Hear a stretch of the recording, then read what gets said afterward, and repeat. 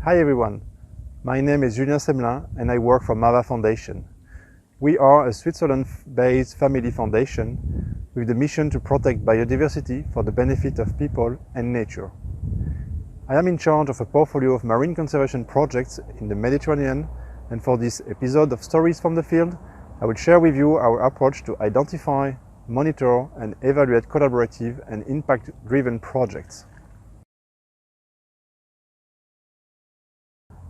MAVA Foundation was founded in 1994 by Dr. Luc Hoffmann, who was an inspiring naturalist. Today MAVA supports around 200 projects, mainly in the Swiss Alps, the Mediterranean Basin and in West Africa. However, the foundation has a limited lifespan and closes its doors at the end of 2022. In 2015, when we started to develop our last strategy cycle, we had the ambition to end our story with more collaborative, impact-driven and sustainable projects.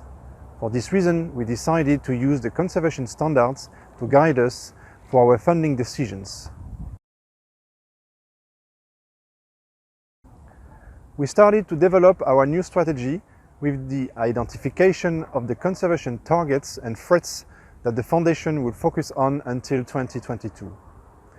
We identified 23 outcomes, and I will anchor our story on a specific one, the reduction of the fishing impact on marine vulnerable species in the Mediterranean Sea. For this outcome, we convened a group of partners and experts to develop a specific action plan that we called Outcome Action Plan, or WAP.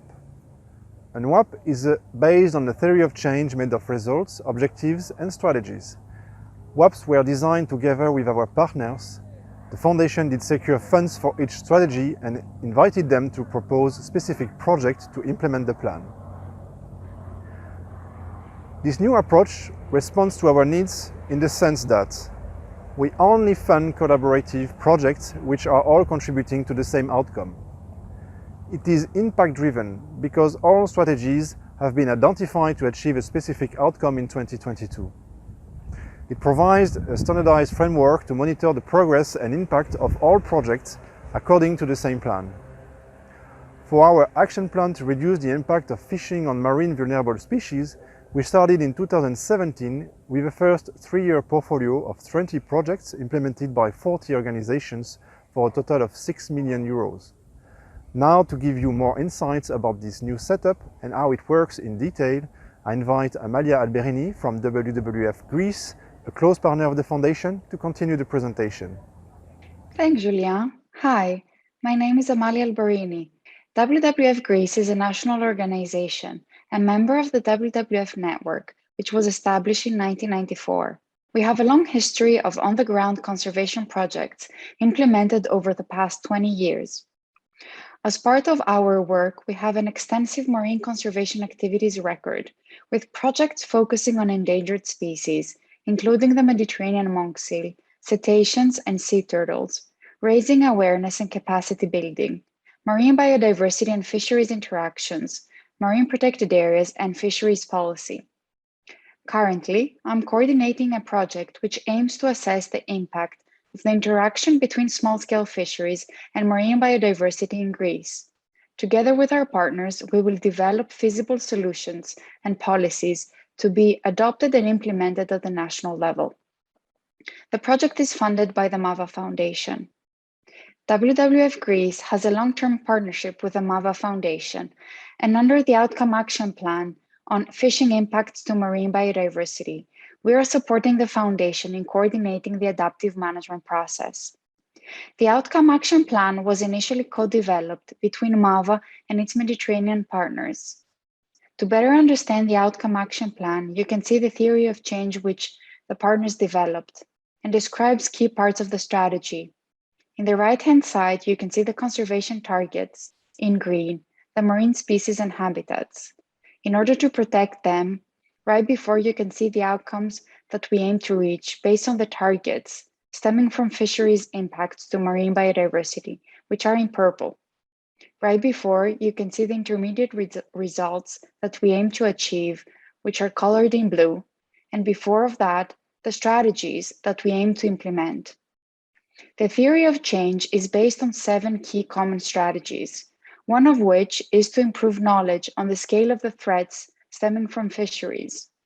Another one is the replication and the scaling up of actions at the Mediterranean level, and another one to optimize income and demonstration side at the local level. The partnership of the OAP was structured as follows. It was a steering committee consisted of regional partners and sub-regional coordinators. The sub-regional coordinators are also project implementers, such as WWF Greece, which ensure the monitoring and evaluation of the sub-regional level and animate dedicated sub-regional meetings among local partners. We also build a dedicated partnership project entitled Together for the Mediterranean, whose mission is to strengthen the overall partnership and implement cross-cutting strategies, such as do policy at the Mediterranean level, improve the visibility and functioning and sustainability of the overall partnership. We started working as a loose coordination scheme that grew stronger and stronger. It enables partners from working in silo to actively sharing and learning from each other's experience, exploring synergies and building systematic communications channels between the local, the national, and the regional scale. The system provides structure, but also allows for flexibility and for quite diverse partners to work together under a common umbrella.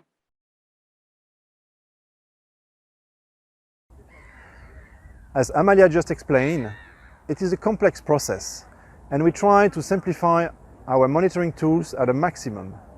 I have to admit that it was not easy, but the theory of change really helped to clarify the overall plan by offering a common language for all partners. We also developed online scorecards using simple traffic lights as the basis for analysis made by steering committees. These steering committees were basically monitoring progress. Are they following the plans? Are there any delays in the project implementation that the group should be aware of? And effectiveness. Are we progressing towards our objectives? We, the foundation, were sitting at the same table. This helped us to better understand what was happening and to immediately respond to activity or budget adaptations. The steering committees twice a year did that pause and reflect analysis, and we conducted a midterm evaluation after 3 years. The midterm evaluation was a really interesting exercise, but I'll let Amalia tell you more about it. The midterm evaluation was all about reflecting, adapting, and prioritizing. This was the process that enabled partners to do adaptive management in practice. We jointly reviewed what was working well and less well, and allowed the partnership to adapt the outcome action plan accordingly. This led to expanding the geography and the thematic approach of the projects. The evaluation focused also on how we could leverage support and how external changes, such as policy and scientific and technological developments, influence partners' overall work and how they affect the overall outcome action plan. What really helped about the outcome action plan structure was the simple visualization of the progress, which enabled partners to look at the big picture and be conclusive. It also helped us to dive into reflection evaluation through its analysis, from an Excel scorecard to the theory of change, which really highlights the importance of documenting and tracking change, not just as a means to be accountable to the foundation, but as well as building incrementally a learning and knowledge hub. This process helped to review the overall progress and impact, to make adaptive management possible, and facilitate and catalyze change. Partners in the end become much more familiar from the tools and this usefulness and their value. The new outcome action plan was the second and last implementation phase of the strategy, and it was all about accelerating change.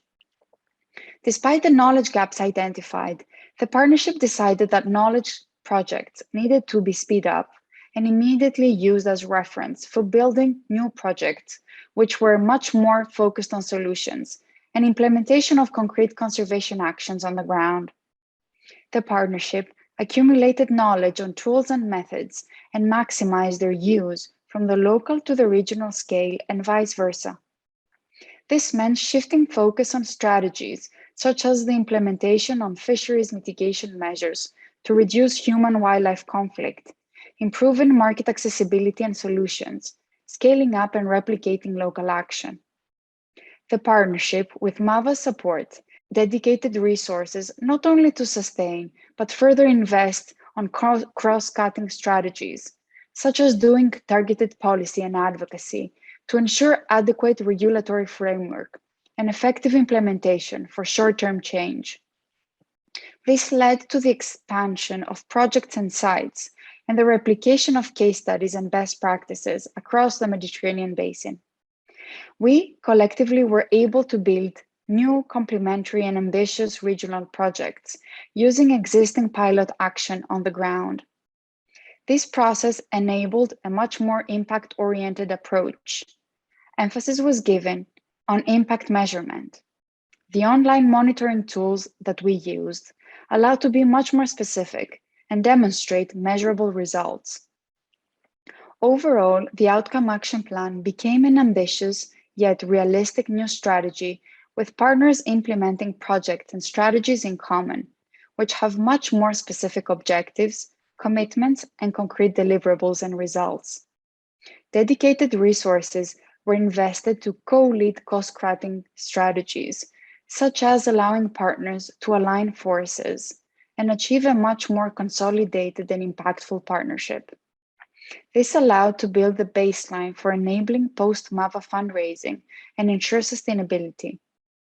The Outcome Action Plan process put in place, despite being very time and capacity consuming, it is proving effective in practice. It's supporting partners to focus, strategize, and ultimately boost and deliver conservation impact on the ground. Every time there is a proposal for adaptations, either during an annual steering committee meeting or during the midterm evaluation, the group of partners proposes a request for change to the foundation, which is analyzed by our team. We bring these recommendations to our board, which validates or not the changes. Then the manager goes back to the group, which will develop the new plan. As this process relies on a self-evaluation basis, we have to ensure that we provide thorough documentation for decisions and that adaptive management principles are applied. This is the reason why conservation standards are a powerful support in our case, as it ensures that adaptations are based on the right analysis. In this process, our role as a foundation is also critical because we are sitting at the same table as our grantees and somehow participating to the proposal for change and adaptation. Finding the right balance of implication has not always been easy. Our closing in 2022 helped us to slowly step out the proposal process and let our partners organize themselves. Wishing that the partnership they form become sustainable and independent after the end of our funding support.